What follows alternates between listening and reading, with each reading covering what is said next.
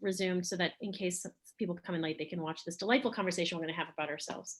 All right, so I'll tell you a little bit about me. My name is Mia Rothstein. I've been working with CBST, I want to say 7-8 years at this point, maybe longer, maybe less. I haven't been keeping track. My primary function at CBST is the B'nai Mitzvah coordinator.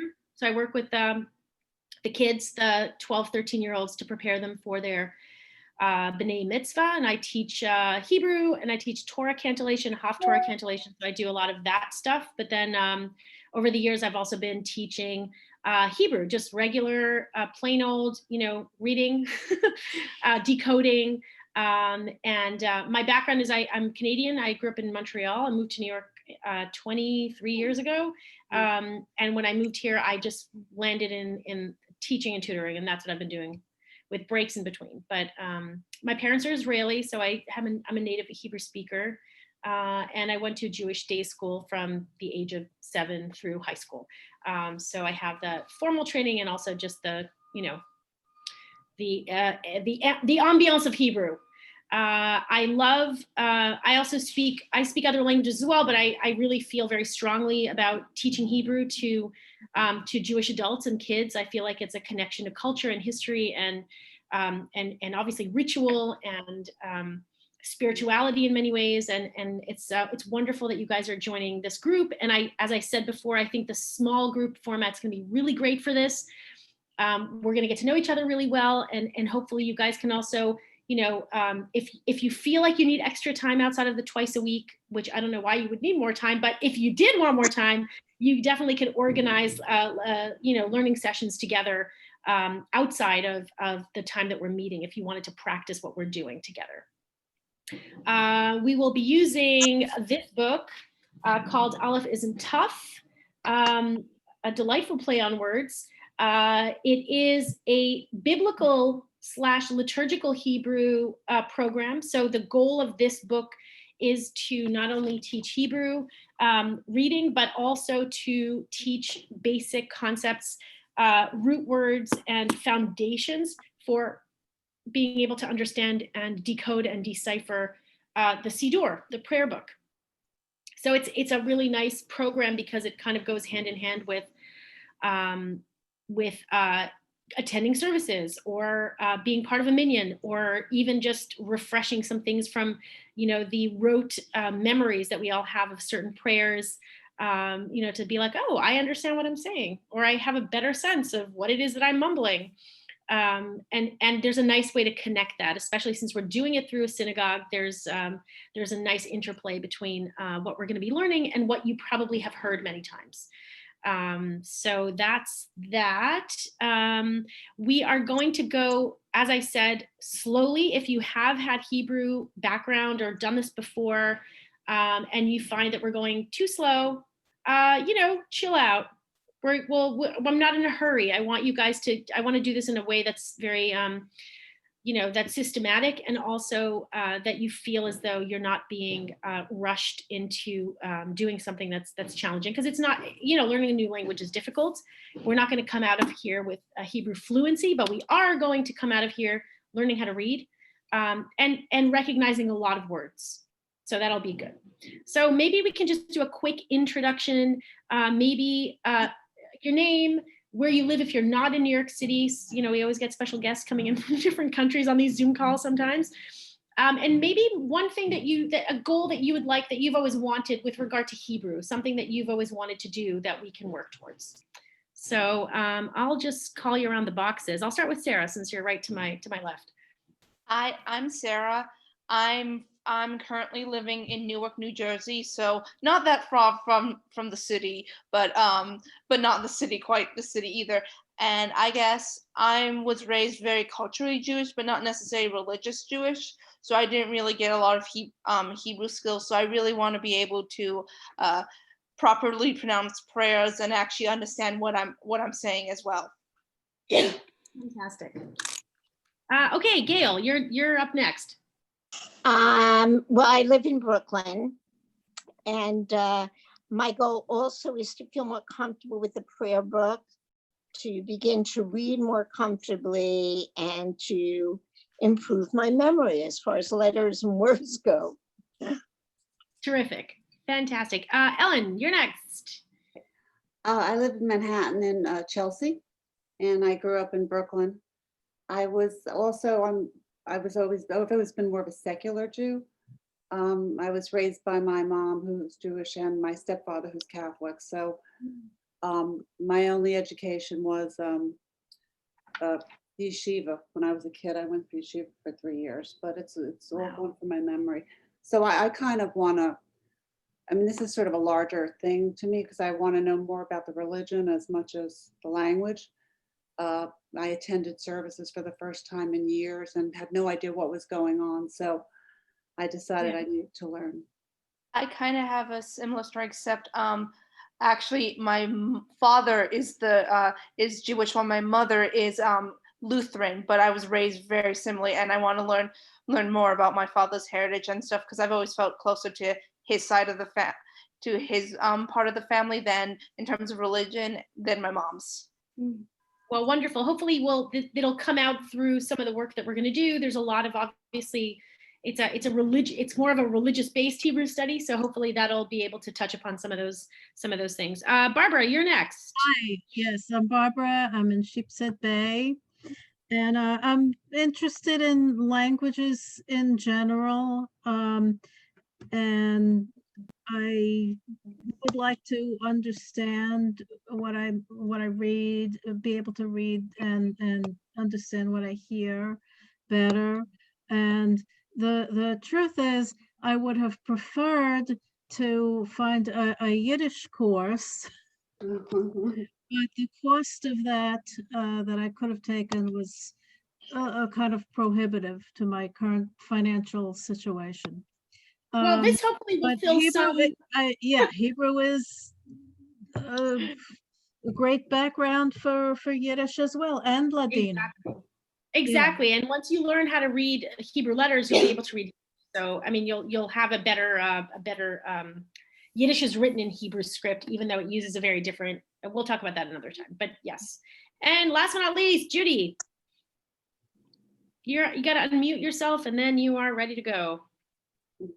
Okay. There I you go. tried studying Yiddish a couple of years ago, and I had a lot of problems with the Hebrew letters because, quite frankly, I was raised secular Jew, but when I was 8, my friends were going to Catholic school, and I said to my mother, I want to go to Hebrew school. I want to find out what it is to be a Jew because they're studying what it is to be Catholic, and I wanted to know about Judaism. So we couldn't afford regular school, so my mother sent me to the local Orthodox school because she said, well, you know, they don't charge, and it's much cheaper with they don't charge, they educate everybody. So, but I went there and I enjoyed it. But then one day I scratched my ankle, and the rabbi, I was a very shy kid. I'll tell you, I was very shy. And the rabbi called me out on it and said that was dirty. I had to wash my hands. So that was freaked me out. And it's sort of like, and then I didn't want to go back to school anymore because I was, as I said, very shy and I was so embarrassed. So it sort of like had a blot on me. I just realized the other day when I was looking at the prayers that I sort of like was getting over it finally. I think I'm getting over it with the letters. No time like the present, Judy, to move on. Exact. So we'll make better memories for you for Hebrew. I want to study to have a B'nai Mitzvah. Is that my adults? You know, that would be nice to do because I never had one as a 12-year-old. Wow. Well, CBST has an adult B'nai Mitzvah program, which I'm sure if you're a member of the synagogue or aware of that, and we're going to be hopefully starting that up really within either this year or the next year. So this will be a good basis if you wanted to look into that further. So what I want to do is before I even share any kind of images with you guys, I want to know what you know about Hebrew, and this could just kind of be a loose brainstorm. So what do we know about Hebrew? Meaning, what kind of language is it? Maybe what it's related to. What's unique about it? How is it different than English? We're going to use English obviously as the baseline, and how do we reflect on language when it comes to Hebrew? How is it different or the same, similar to English? What are some of the things that you think about? First thing you think about?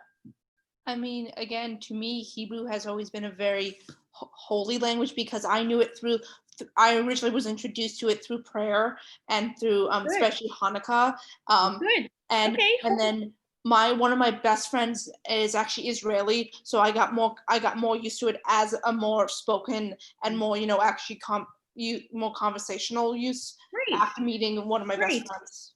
Great. Okay, so Hebrew is associated with a holy language, and also has and we're going to look at this in a little bit, the kind of difference between the holy part of Hebrew and then the Israeli part of Hebrew, like the more modern part of the language. So that's it's a language that actually has the two very, very separate stories. So yeah, what else do we know about Hebrew? I would just say the sounds are different. I mean, yeah, that's a very basic, a very basic thing to say. The sounds are different, right? There's sounds that exist in Hebrew that don't exist in English, and vice versa. Absolutely. What else do we know about Hebrew? Well, Lines of things that might be obvious. yeah, the alphabet is very different. Correct. The alphabet. Consonants, it has consonants, but vowels are quite different in terms of how that's identified. Correct. There's a different system of pronunciation that is based on symbols that are entirely different than what we're used to.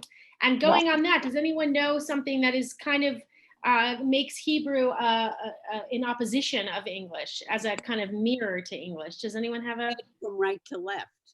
Yes, exactly. So it's written from right to left, which also kind of is, and some people find that because it's written from right to left, there are students who find it a little bit easier to process, because you're kind of using a different part of your head when you're doing that. You're really, physically inversing the way you're reading. So for some people, it's not that difficult, or it's easier than reading English if they have challenges reading English, I've been told. So we also know what family of languages Hebrew comes from? Aramaic? It does. Well, before it came from Aramaic, it came from Phoenician, but correct. And it's part of a tree called the Semitic languages, which includes Arabic, which includes Aramaic. Aramaic is the print, the letter print comes from Aramaic, but a lot of the way that the language is built is very close to Arabic. And if you've ever studied Arabic, then there might be a lot of overlap in the grammar structures and some of the vocabulary as well. And so Hebrew also, I think that the interesting thing about learning Hebrew is that, as some of you have said, like if you're looking to find a way into religion and culture, it's through language. And that's not about Hebrew, that's about any language, right? We know that a culture bases, it's arts and literature, even just the practicalities of the day-to-day. Hebrew is interesting because it kind of bridges a world of the past and a world of the present.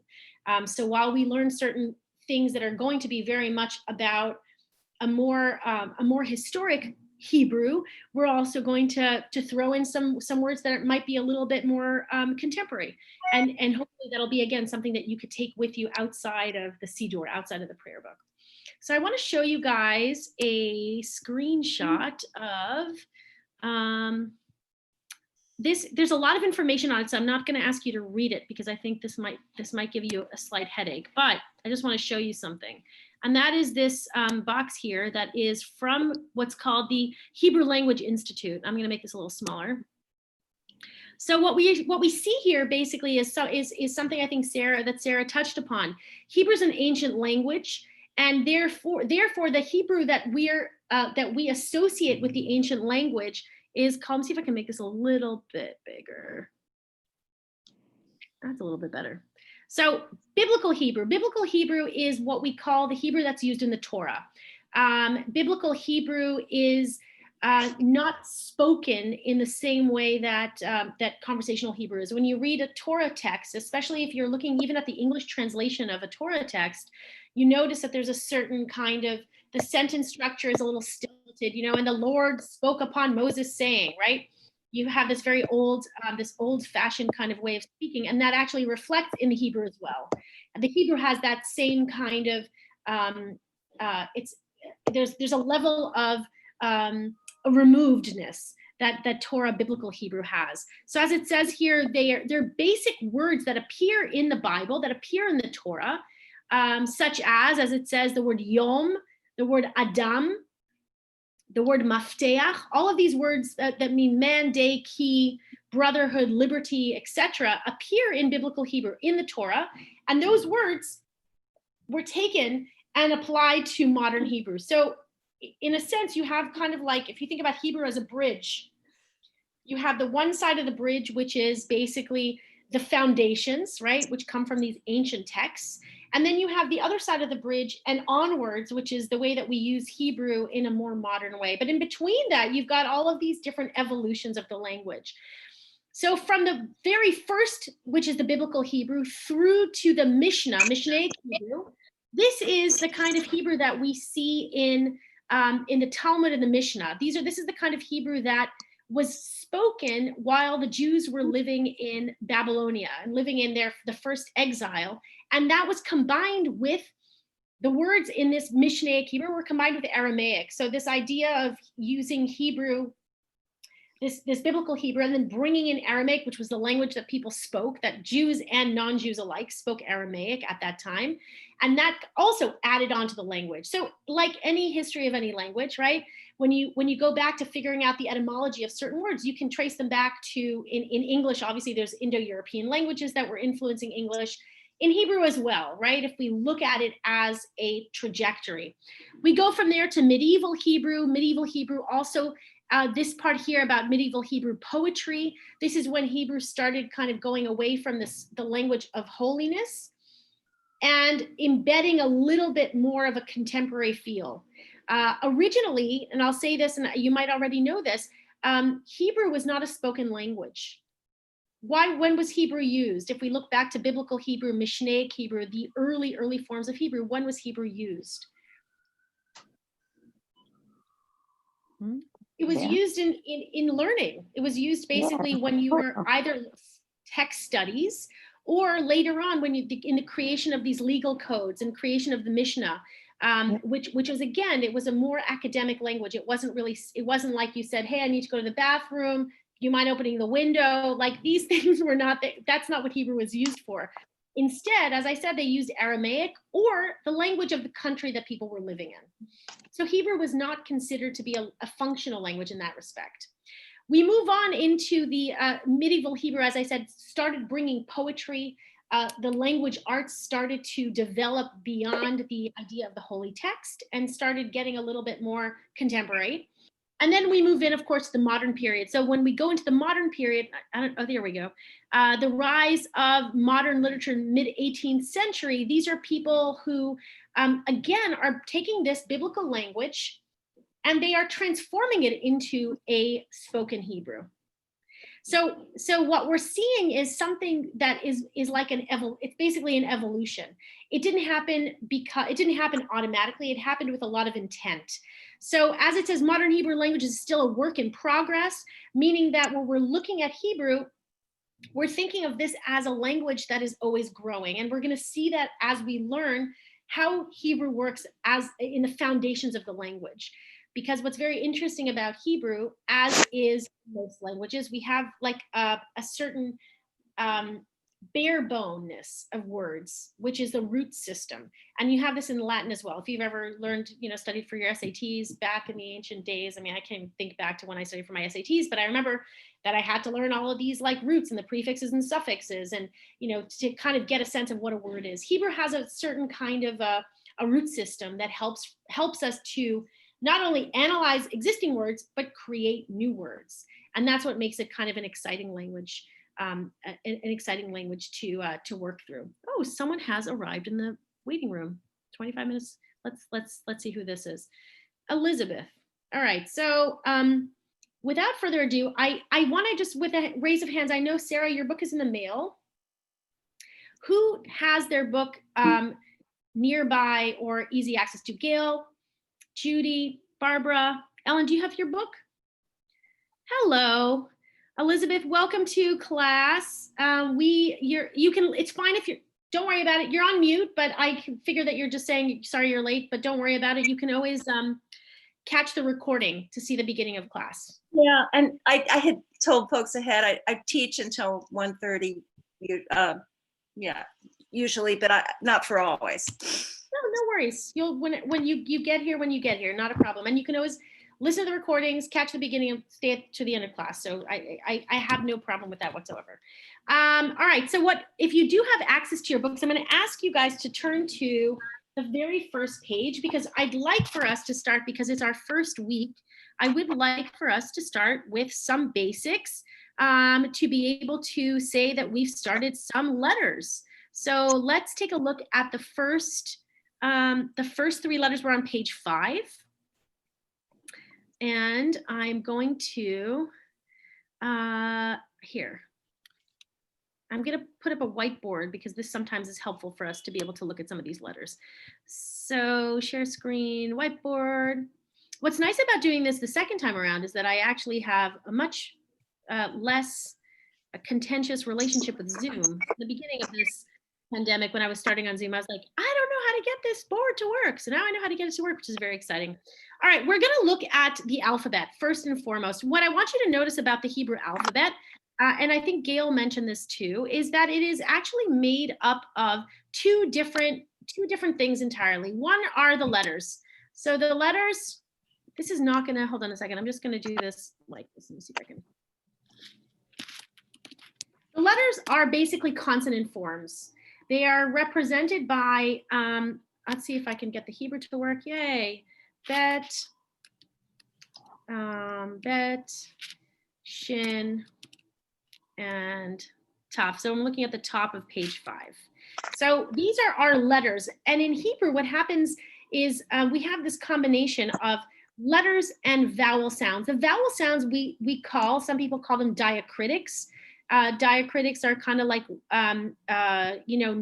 dots and lines that help us to pronounce words. Oh, I got my Hebrew keyboard on. I'll just keep that. Hold on. I'll just keep the Hebrew keyboard on for now. So the diacritic marks, or the vowel marks, are a different sort of a language, right? They give us the cues by which we can sound out the words. Without them, it's almost as though we have a word like this.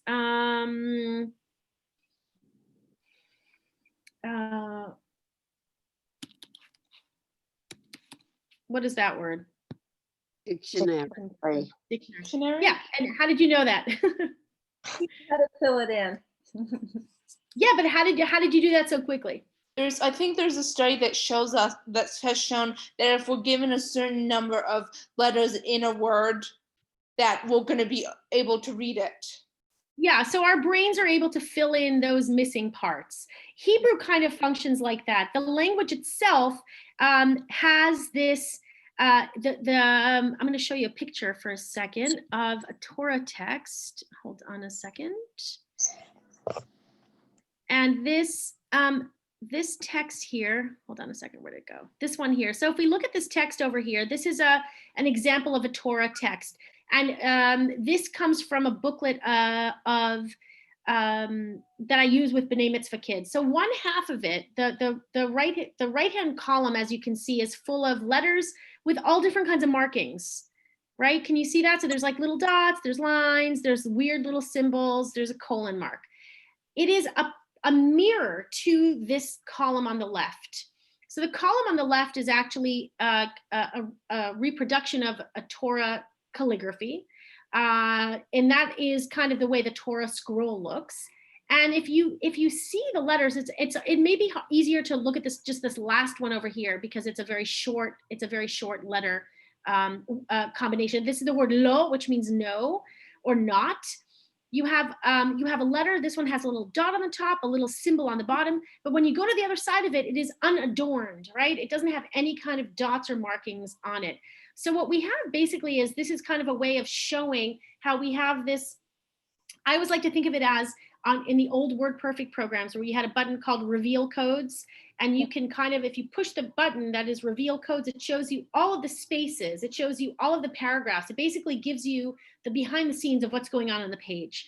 And so these diacritic marks, I mean, this also, in addition to vowels, also has trope notes, the musical notation. So it's even more dense and confusing than a usual Hebrew text would be. But it's just to demonstrate to you that if you remove those codes, what you're left with are the letters. what you're left with are these bare-boned letters. And the idea is that eventually, as you learn how to read, just like you saw the letters D, C, T, and R, Y, and you're like, oh yeah, it says dictionary, it's the same idea. Hebrew functions with these codes to help us to read words. When we read Torah, those notes are very important because we don't want to read Torah incorrectly. We don't want to read a Torah text and read the wrong words. But generally speaking, even when reading a newspaper or reading a novel in modern Hebrew, there are no dots. The dots are kind of there for training wheels, to teach you how to read the words. And then obviously, once you get accustomed to reading them, you'll know what they are. So when you see these two letters together, you say, it says lo.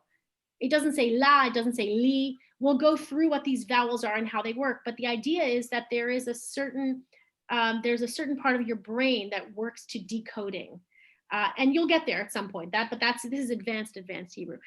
So let's go back to the top of page 5 for a second, so we can take a look again at these letters. So Hebrew is a language that operates with 2 levels. One are the letters, consonants. The other level are the vowels that are going to tell us how to pronounce those letters. And when you get the combination of those letters and vowels together, you basically have a word. We know that you can't have a word that's all vowels. Doesn't work. And you can't have a letter that's all consonants, right? Doesn't work. It's impossible to pronounce either way. So the combination of those 2 things in Hebrew they're an overlap. Instead of being like in English where you have a side by side of a consonant, sometimes a blending, sometimes in Hebrew, it's an entirely different way of reading, which is another reason why when you're going to learn how to read Hebrew, it functions with a different part of your brain. And sometimes that is actually very helpful because you're using a different kind of analytical skill to figure out how to break down those words. So if we look at the first chapter is going to introduce to us, and I'll tell you a little bit about the way the book works. Each chapter for the first book is going to give us some new letters. It's not very fast. They don't really work really fast in this book, which is great because we're going to take our time with it. We're going to learn letters. We're going to learn a new vowel sound. And I'm going to go over all this before we look at what those are. And we're going to learn a root. So before we get to the root, I'll explain to you what it is. But for now, we're going to focus on the letters. Let's go back to the whiteboard for a second. And I believe it saves it if I haven't erased it. So it should still be up there. There they are. Okay, so we have these letters. We have the letter bet, we have the letter shin, and we have the letter taf. And we're going to go through each one of them slowly. So there's no need to, get too worried that I'm gonna rush through this. We're gonna start with the letter bet. So the letter bet is this letter here. So basically it looks like a box, but it has a little tail. It has a little end piece, a tail that should be a little shorter than the front. So this piece, let me just erase a little bit of it so it's not extra long. It should be a little bit shorter. Okay, but it does have a little piece that sticks out. In the font in the book, it's a little bit hard to see, but you'll see it in contrast to another letter, and then you'll understand why that little tail piece is an important piece to look at. Bet is the equivalent of the letter B. I'm going to try not to do too much of this in English. It's this. I'd like for you guys, as you're starting to learn Hebrew, to have the free association of the letters. So whatever, instead of talking about the letter B, we're just going to make the B sound. This letter, I like to say, has a belly button, and that is a way in which we're going to remember that this is the letter that makes a B sound. It's called bet in Hebrew, yeah, or a ball, whatever works for you, a ball or a belly button. And the B sound has no, just like in English, the letter is just the B. It's not be, it's not bet. That's not the sound it makes, that's just the name of the letter. Gail, were you going to say something? No, I'm sorry. Oh, no, it's fine. That's totally fine. That's totally fine. B as in B, like B as in B, or B as in ball or belly button. B. That's it. Now, on its own, it only makes the consonant sound. It's only going to make an actual utterance once there's a vowel attached to it. And I'm going to get to that in a minute. So we're going to look at the letters first, and then we're going to take a look at the vowels. The next letter is, so this is our B, our bet. Our next letter is, this should be a letter that's familiar to some of you. If you have a mezuzah outside of your door, this is the letter shin. And it can be written in many different ways because like this is, some people, write it more square-like. You can, as long as you don't draw it to look like a W, it is not a W, it is a shin. And shin, a lot of the letters in our Hebrew alphabet started off as pictograms. They started off kind of like hieroglyphics did, right? There's a certain connection to the Phoenician. I'll show you another slide that has the whole alphabet broken down into visuals. And you can see how a lot of these letters resemble images. And I'll tell you a story about the letter shin in just a second. But first, let's take a look at this. This letter shin makes a sh sound. So we've got, let me see if I can get this here. Here's our shin. And what you want to note about the letter shin is that it has a dot. And the dot is not just an arbitrary dot. The dot is on the right top corner. And that's important to note because we are going to see in Hebrew that there are a handful of letters that have lookalikes, meaning that there's a letter that resembles this, but the dot's on the other side. And we'll get to that a lot later. I'm going to show you these 3 letters, and then I'm going to show you a slide of all the alphabet so that you could just see how this fits into the larger picture. So this is our sh sound. What's interesting about shin? What's interesting about shin as opposed to this in English? And Ellen, you were saying something about sounds in Hebrew. You're muted, but I know, unmute yourself and tell me what you're thinking. Yeah, it seems like it has more of a sound than the B, in the sense of shin almost sounds like a word. Well, it's the shin is the name of the letter, but the sound, what's the sound that it makes? SH sound. That's it. It's a sh sound. So what's curious about the sh sound is that in English, it takes us 2 letters to make that sound. In Hebrew, we have 1 letter that makes that sound. So that's one of there are another few that do that as well, that have a sound that if we were to transcribe it into English letters, it does take 2 consonants to create the sh. So this letter is called shin, but yes, as you pointed out, it just makes the sound sh. Now, the reason I said that this might be a letter that you recognize if you have a mezuzah on your door is that oftentimes, if we look at a mezuzah, I can show you a mezuzah has oftentimes the letter shin right on it. Does anyone know what that's about? What's the letter shin on a mezuzah? Shema? The name Say of that the again? Is it for the Shema? Oh, that's interesting. It's sometimes some people that's not exactly it, but it's not wrong. So the mezuzah does have the Shema in it. That's true. So sometimes some people might say, yes, there's the reason why the shin is on it. Anyone else might have an idea as to why we have the shin on the mezuzah? It looks like flames in a way, so perhaps that. So that does look like flames. That's also true. These are very creative answers. These were not answers that I was thinking of at all. All creative answers. The answer is that we have this word in Hebrew that is the word is another name for God, and that word is Shaddai. I'm just going to circle it here because you could see it underneath. It's this shin and then a dalid, which we didn't learn yet, and then a yud. A Shaddai is another name of God. And so a lot of times that shin symbolizes the name of God. And that's why we see the shin on a mezuzah. So if you look at a mezuzah, 90% of mezuzot have the letter shin on them. Now, the other thing to note is there's not always a dot to the top of it. Which is not really that important because when you're dealing with the letter's representational nature, we often don't have the diacritic marks. So that's not unusual to not have that. So here it is again. And of course, the Hebrew letters have a very, there's something very artistic and very, pictorial about them. So it's kind of nice to see these different ways of looking at the shin. Something to also know while we're doing this class is I'm going to try my best to bring you texts from different books, because the fonts, as you know, and you probably don't think about this in English, but you're used to seeing a certain font, right? And and if you need to go, you're welcome to go, no problem. So when we look at certain fonts in Hebrew, then there is kind of something that you need to get used to be able to see how these letters are different from textbook to textbook. Yeah, Sarah, what is it? Isn't the shin also on dreidels?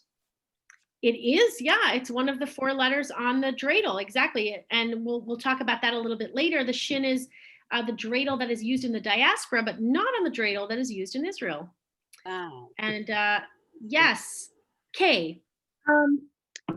If we're trying to learn to write, before we learn different fonts, do you recommend learning just the block letters? Okay, that's a good question. I don't recommend the block letters. To be honest, the block letters are really hard to write. But what we could do, and this, we're a small enough group. We can write it. I could show you how to write some of these letters in script because it is a little bit easier to write it in script. Hebrew has the block letters are what we read with. But if you're in a classroom setting, let's say where you're reading more conversational Hebrew, a lot of times a teacher will use script. So that's a good question. I can introduce the script letters, and you can work on that. It's a lot easier. All right, so let's shin. All right, so so far, what sounds do we have? That and b and sh. B and sh, exactly. We have a b and a sh. And the last sound we're going to learn, the last sound we're going to learn is this one here. And this is what we call, so I'm going to give the letter sound is obviously, yeah, it's a t sound. And the letter is called tav. And tav is the final letter of the alphabet. So when you say like from aleph to taf, taf is the final letter of the alphabet. And that's our t sound. And it is also, yeah, it looks like that. It looks like a table with a toe. And again, the reason I'll tell you some of these little tricks that I usually use with my younger kids, because there are letters that look alike, because it's such a blocky font. Sometimes you're looking at the letter and you're like, oh, that looks like another letter very similar. This particular one, the important part here is that you've got this toe. You've got the table with the toe, because we're going to see another letter that just looks like a table. And that we don't want to confuse it. So this is the table with the toe. So here we have b, we have sh, and we have t. And now, of course, there probably is a word that you're thinking of in the back of your head that if you put those sh, b, t together, you could make a word in Hebrew that you all already know. But we're not going to give it away yet. So we're not going to give it away. All right, so now we're going to talk a little bit about the vowels. And this is, again, a work in progress. At any point, if I'm going too fast or you're like, I'm thoroughly confused, you've got to just stop me and I'll stop and start over again. All right, so we have these vowels. The vowels, and I have a little sheet on my keyboard. So my keyboard, I write in Hebrew, and I have a cheat sheet for my keyboard, so I know what function creates what vowel. So I'm going to demonstrate for you the first 2 vowels we're going to learn, which look like this. They are this 6 and 7. All right, these are our vowels, and they will go, if I were to draw a letter, they would go right here. So here's one letter, here's another letter, and then the vowels go underneath them. That's of course not very even, but you understand what I'm doing, right? This vowel represents the sound that the letter A makes. Now I'm going to say something, and then you're going to have questions, and then we're going to repeat it over and over again. Hebrew has 5 vowel sounds corresponding to the letters A, E, obviously, I, O, and U. And these sounds in Hebrew, unlike sounds in English, do not have long, short variations. There's not an a and an ah and an all of those weird things and an a, all of those sounds in English that are so difficult for people who don't speak English. Hebrew is is easy to pronounce. It's easy to read and easy to pronounce because the sounds are exactly like this. Ready? A, e, o, u. A, e, o, u. That's it. There are variations, but those variations are created by by combinations. But the bottom line is Hebrew is not, there are no tricks in pronouncing the sounds. It doesn't change from word to word. And we're gonna focus today on this ah sound. So the ah is like when you're going to the doctor, you know, that old tongue depressor, ah, and it's just like ah, like as they say in the book, like father, which I guess is one way to look at it, or like avocado, right? Ah. And when I tell you what word we're going to look at today, you can use that as the model by which to sound out the ah sound. So we're going to look at this word, and the word, can you guess what the word is going to be using the letters that we had just now? Shabbat. Oh, I'll start us off. Shabbat. That's it, Shabbat. So we have sha, we have ba, and we have t. And then together we have the sounds Shabbat. Now, what is very interesting about Hebrew, and I find to be one of those things, again, that takes a little bit of time, is that we read Hebrew, and I'm going to do this with the highlight tool, so I'm not writing over my letters. But basically what we're doing when we read Hebrew is we read it like this. We read it like a zigzag. We read the shin, we look underneath to see what the vowel is. We go to the next letter. We read the bet, we see what the vowel is under it, and we move on to the next letter. So we're basically Hebrew. When I look at Hebrew, I think of it as visually, you're doing a zigzag through the letters. You're looking at the letter, looking underneath it, looking at the next letter, looking underneath it.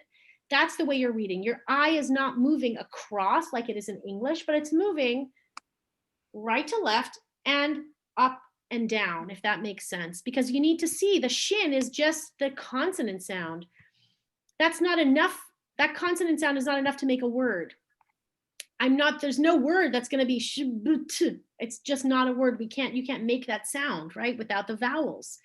So when you're looking at Shabbat, what you're reading is the sh, ah, b, ah, t, in the way that when you first learn to read in English, you sound out the word, right? If we are sounding out this word here, like same idea. I mean, much more basic. But when you're learning how to read, you read English and your teacher's like, sound it out. So you're k, ah, t, right? Do you remember that? Maybe not. I mean, I don't remember learning how to read, but I imagine it went something like that. K, ah, t. Same idea. We're looking at the sh, ah, b, ah, t. Yeah. What do you think of that? How come there are two, you have two symbols for that? Mhm. That's a very good question. And is that another question that someone else also had? Yeah, so Hebrew, we're going to find this, it's not uncommon. We're going to find that there are letters that make the same sound. They're like, more than one letter that makes a t sound, more than one letter that makes a v sound. In the same way that the vowels as well, there are three forms of making an ah sound, which we're not going to look at today, but there's an ah and ah, identical in our pronunciation. But let me just say that like anything, like any language or any history of anything, there is a transition, right? In the early days when Hebrew first began, or when biblical Hebrew was spoken, it's very possible and likely that the vowel sounds were slightly different. It's possible that one was an ah and one was an ah. Just like in English, we have very slight differences, right, between different types of a sounds. Now, and I'll go back kind of to talking a little bit about the modern Hebrew.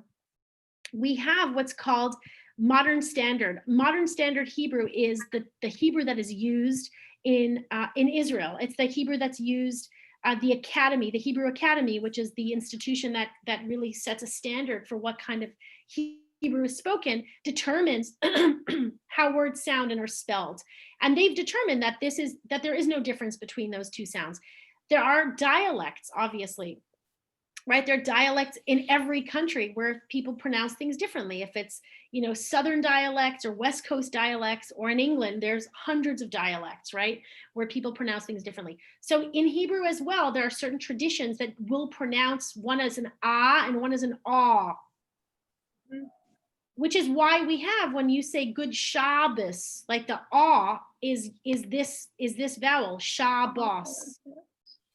Now in our congregation and the way that I teach Hebrew, I don't teach that, because it doesn't reflect upon the way that I speak or pronounce my Hebrew.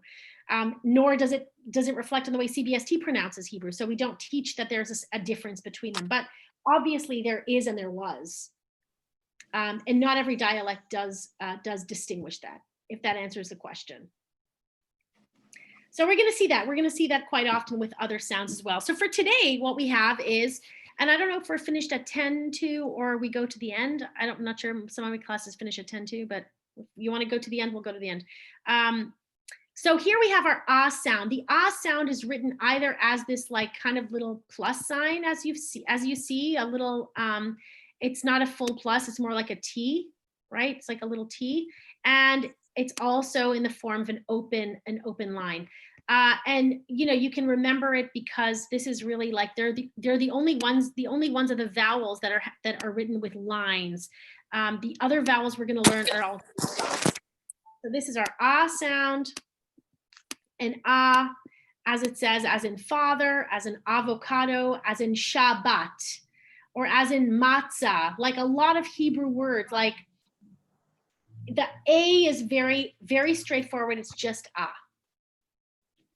All right, so if you have your books in front of you, we're going to flip to page 6. And what I'm going to do actually is I'm going to model the first line on the top of page 6.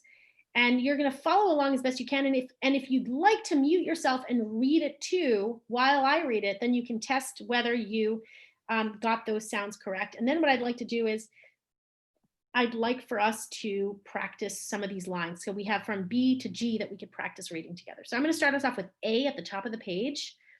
And as best you can follow along. Again, all you need to remember is that the vowel sound is an ah. So I'm going to begin right to left. Ready? Ta, sha, ba, ta, sha, ta, ba, ta, sha, sha. That's it. That's the first line. So if we look at this, now that we have this, I have this whiteboard and I can type in Hebrew, we could do a couple of these reading exercises on the board as well. So, but first let's start off by reading the combinations. The combinations are going to kind of be like Shabbat, right? So the first sound that has the vowel underneath it is going to offer us that vowel sound that's going to connect the two consonants. So who wants to give a try to line B? If no one wants to do it, I'm more than happy to read it again the same way. Just read through it and you can follow along. If anyone feels brave and wants to attempt to read it, we can try that together. No takers? All right, I'm gonna start. It's just the first day, I get it. You guys do not need to jump up and volunteer. All right, so I'm gonna go through the first one as well. The first line B, and it's gonna go like this. Shat. Bat, tat, tash, bash, shash, and shab. So let's just take a look at some of these. If you had any questions about this, basically what we're doing is this. We've got, hold on one second, let me get my book out of the way. So we have,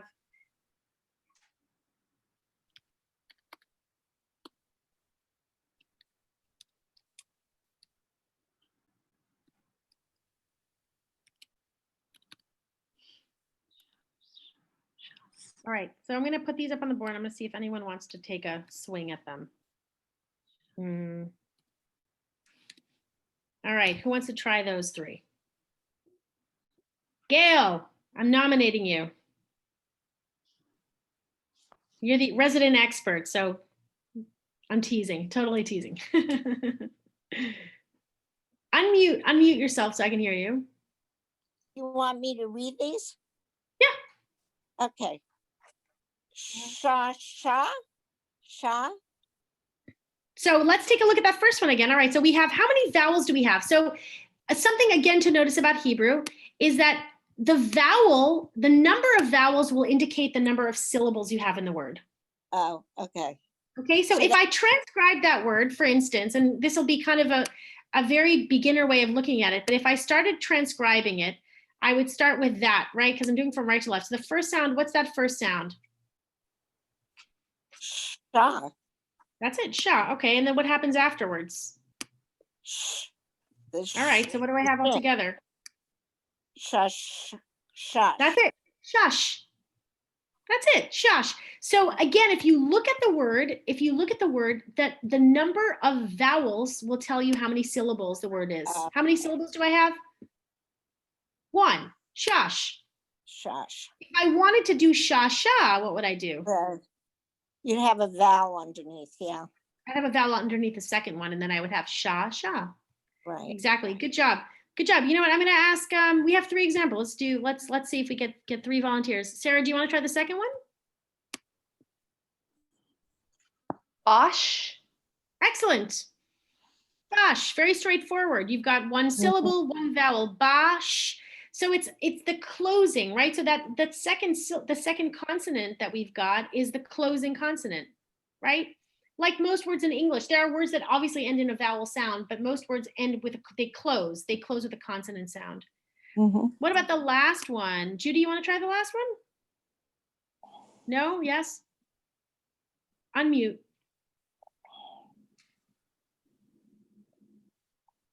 Oh, Judy, you went away. Your video went away. I don't know if you pushed the wrong.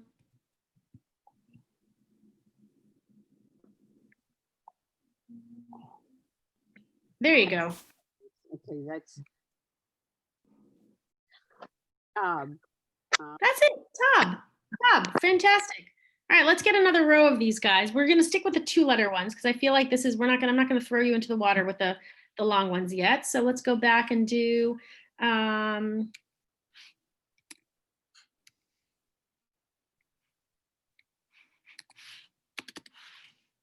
let's ask Kay. Do you want to try the next one? Ta-ta. That's it. Ta-ta. Exactly. Which could be like ta-ta, goodbye, or it could be tata, which is like the Yiddish way of saying dad, right? What about this one? Who did not go yet and wants to go? Ellen, did you go?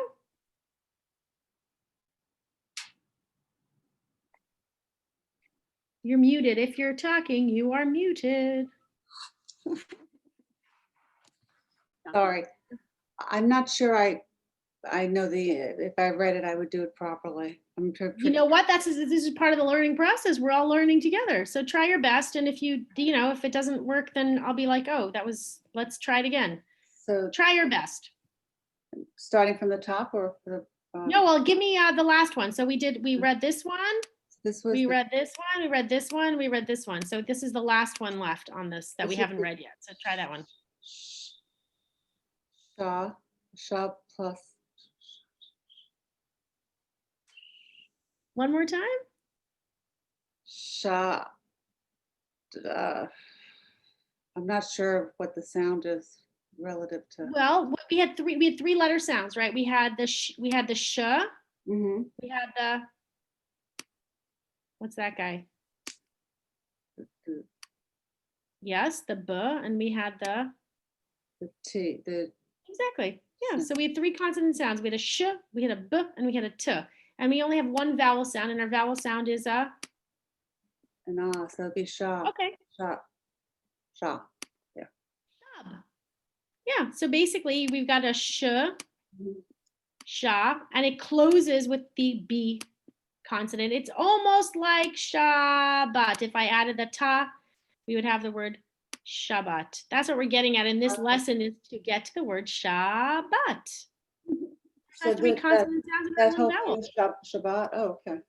That's how we spell Shabbat. Well, the vowels are flipped, but regardless, that is how we spell Shabbat. So basically, we're at the end of our hour, so I'm gonna stop us there. We're gonna continue on Wednesday. We're not gonna reveal the word Shabbat and what it means and how we use it, but I'm gonna give you a preview of that because you already know the word Shabbat. So guess what? You learned a new word today. You learned how to spell the word Shabbat and you learned how to read the word Shabbat. We're going to practice it together on Wednesday. If you haven't received your books yet, I hope that they arrive by Wednesday. Kay, do you have a book or not yet? Supposedly it's coming tomorrow. Great. Okay. And if it's not coming on Wednesday, if there's like enough people in the class who don't have a book, I'll just take some photos of it so we can have it up on the screen. I prefer for you to have the book in front of you, but if it's on the way, then that's fantastic. So what I'm going to do is I'm going to send you guys an email. We're going to have a little class email so we can, I can send you stuff. We can have, you know, whatever questions come up, you can write to the group.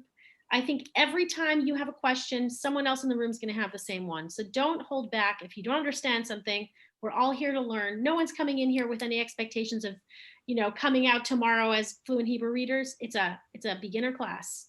So don't be shy to ask the questions, okay? That's why I'm here. Delight to see you, to meet you. Yes, Kate? Oh, you might have said this at the beginning. How do we get in touch with you if we need to be in Oh, touch?